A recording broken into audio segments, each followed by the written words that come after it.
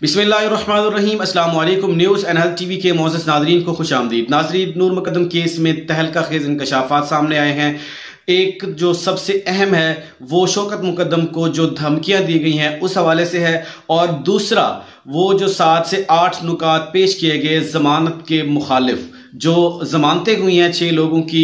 उसको चैलेंज किया गया है हाई कोर्ट के अंदर। उसके नुकात क्या हैं, उसके अंदर क्या क्या जो एतराज़ जो एलिगेशन लगाए गए हैं वो मैं आपके सामने रखता हूं। मजीद वीडियो देखने से पहले अगर आपको लगता है कि मेरे चैनल को सब्सक्राइब करना चाहिए तो जल्दी से मेरे चैनल को सब्सक्राइब कर दें और साथ लगे बेल आइकन को भी प्रेस कर दें ताकि आपको अपडेट मिलती रहे।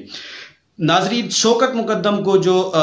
धमकियां दी गई हैं वो साकिब बशीर साहब हैं, उन्होंने इसका इंकशाफ किया है। इसकी क्या वजूहात हैं, किसने क्या धमकी दी है और क्या कहा है धमकी के अंदर, ये आने वाले दिनों में ये सारी बातें सामने आएगी। अभी फिलहाल इसके ऊपर जो है वो खामोशी तारी की गई है, कुछ बताया नहीं गया, इससे बताने से परहेज किया गया है। और इसके अलावा अब आते हैं अपने मेन दूसरे पॉइंट की तरफ कि जो एलिगेशन लगाए गए हैं हाई कोर्ट के अंदर, इसको अपील किया गया, चैलेंज किया गया इसको कि वो किस लिए जो है इनकी जमानतें जो है वो मनसूख की जाएं, उसके वो पॉइंट मैं आपको बताता हूं। पहला पॉइंट ये है कि अत्तार रब्बानी साहब इस केस की सुनवाई नहीं कर सकते। पहला एलिगेशन ये लगाया गया क्योंकि इससे कबल 2 मुल्ज़िमान जाकिर जाफर और इस्मत आदम जी की जो सुनवाई है पहले एक और जज सुन चुके हैं। अब इसमें 2 जजों की जो समाअत हुई है, इसमें 2 जजों की मुख्तलिफ राय पेश आई है, जिसकी वजह से अब इनका जो राइट है वो नहीं बनता कि वो इस केस को जो है ये सुने। एक तो नंबर 1 पे ये एलिगेशन लगाया गया। नंबर 2 पे जाकिर जाफर और इस्मत आदम जी की जमानत मनसूख की गई है। वो जो इसमें पॉइंट था इसमें शामिल नहीं किया गया, इस फैक्ट को छुपाया गया है। जो अदालत ने फैसला दिया है कि उनकी जमानत मनसूख की गई है, किस बिना पे की गई है, वो फैक्टर छुपाया गया क्योंकि जो प्रोसिक्यूशन है उनकी तरफ से इल्जाम था कि इनका रोल जो है वो सेम बनता है, तो इस वजह से जो है ये वहां पे जो मेंशन नहीं किया गया। इसके अलावा तीसरे नंबर पे अमजद की जो बात थी, अमजद ने जो हॉस्पिटल के अंदर जाके दिलीप कुमार के साथ झूठ बोला, पहले कहा कि एक्सीडेंट हुआ, फिर कहा कि किसी नशई ने जो है उनके ऊपर हमला किया है, तो ये बात उनका जो झूठ था वो भी अतार रब्बानी साहब ने सुना तो सही, लेकिन अपनी उस रिपोर्ट के अंदर जो है वो जो उसने जमानत को मंजूर किया है इसके अंदर ये मेंशन नहीं किया, इसकी उसके ऊपर अपनी राय नहीं दी। तो एक बात ये शामिल की गई है कि इसके ऊपर उसकी राय आना जरूरी था, इसके ऊपर बताते कि क्या इसके ऊपर उनकी क्या राय थी। और चौथे नंबर पे इस्मत आदम जी और जाकिर जाफर वहां पे मौजूद नहीं थे। वो जैसा कि मैं अपनी पिछली वीडियो के अंदर आपको बता चुका हूं, यह एलिगेशन लगाया गया था कि वो कराची के अंदर मौजूद थे, जबकि जो मज़कूरा जो मुल्जिम हैं ये 6 थेरेपी वर्क्स की टीम के, ये यहाँ पे मौका वारदात पे मौजूद थे और उनका रोल और इनका रोल जो है वो सेम बनता है, बल्कि इनका रोल जो है वो ज्यादा बनता है, इसलिए उनकी जमानत जो है वो मनसूख की गई थी और इनकी जमानत जो है वो मंजूर की गई है। ये एक एलिगेशन लगाया गया था इनकी प्रोसिक्यूशन की तरफ से, ये भी एक अहम पॉइंट था।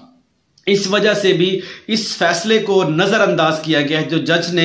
भी फैसला दिया था, जो उनकी जमानत को मनसूख किया गया था, उसके फैसले को भी यहां पे नेगोशिएट किया गया है। और इसके अलावा जो 5वां पॉइंट है वो ये है कि मौका वारदात पर पहुंचना और जो पहुंचे हैं जो लोग, उनकी जमानत देना, उस फैसले को नजरअंदाज किया गया है। जो फैसला पिछले जज ने जाकिर जाफर और इस्मत आदम जी की जो रिपोर्ट थी उनको उनकी जमानत को मनसूख किया था, उसको नजरअंदाज किया गया है, उसको इसके अंदर जो है वो शामिल नहीं किया गया जो रिपोर्ट दी है। छठा इसमें पॉइंट है कि इनकी मिली भगत थी, जो ताहिर ज़हूर उसकी टीम जो है और इनका जो जाकिर जाफर जो है, इनकी मिली भगत थी, जो कि ये अहम पॉइंट बनता था। और फिर 7वें पॉइंट में जो अहम बात शामिल की गई वो ये थी कि इनकी जमानत जो ताहिर ज़हूर की जो जमानत की गई है, इसके अंदर ये बताया गया कि ये एक बूढ़ा शख्स है, बीमार है, और ये एलिगेशन जो है वो लगाए गए हैं कि होना ये चाहिए था कि इसकी मेडिकल, इसका बोर्ड बैठता, मेडिकल रिपोर्ट इसकी बनती और मेडिकल रिपोर्ट ली जाती जो जेल हुकाम है उनसे, और उसके बाद जो है इनकी जमानत का फैसला सुनाया जाना था। और ये इसको इनकी रिपोर्ट के बगैर जो है, इसका मेडिकल रिपोर्ट के बगैर इसका फैसला सुनाया गया, इसको जमानत जो है वो दी गई है। तो फिर दूसरा जो 8वां पॉइंट इसके अंदर शामिल किया गया वो जुबैर का जो केस था, जो मैंने आपको अपनी पिछली वीडियो के अंदर बताया था कि जुबैर का एक केस ऐसा केस था कि सुप्रीम कोर्ट ने अपनी डायरेक्शन दी थी कि जब एक ही केस को दो मुख्तलिफ जजेस उसकी सुनवाई करें और उसके दौरान उनकी राय मुख्तलिफ आए, तो जो पहला जज था जिसने उसके केस को सुना उसमें किसी की जमानत को मंजूर किया हो, किसी की जमानत को मनसूख किया हो, तो जो पहला जज होगा उसका फिर राइट बनता है कि इस केस को सुने, फिर कोई और जज उसको नहीं सुन सकता। फिर इसमें एक बात अहम ये सामने आई थी कि जो जज थे जो पहले जिसने सुनवाई की थी वो छुट्टियों के ऊपर थे, तो यहां पे एलिगेशन ये भी लगाया गया कि हम इसका इंतजार किया जा सकता था ताकि इस केस के अंदर जो सही राइट्स हैं, जो इंसाफ है उसको मद्देनजर रखते हुए उसका इंतजार किया जा सकता था। 1-2 दिन जितने भी उसके दिन थे, तकरीबन बताया ये गया कि उसको वो 15 दिन की जो छुट्टियों के ऊपर थे, जो पहले जज थे, ड्यूटी जज थे, तो उसका इंतजार किया जा सकता था। तो एक बात ये भी सामने आई और इसके अलावा फिर इन तमाम एलिगेशन को सामने रख के